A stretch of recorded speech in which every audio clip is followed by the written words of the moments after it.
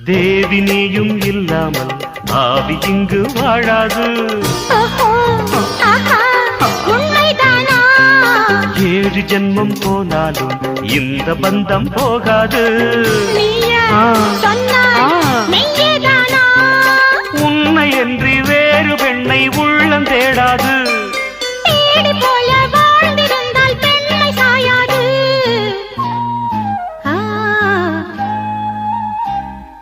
பூவே உன்னை நேசித்தேன், பூக்கள் கொண்டு பூசித்தேன். உண்மை சொல்ல யோசித்தாய், கோழை போல யாசித்தாய்.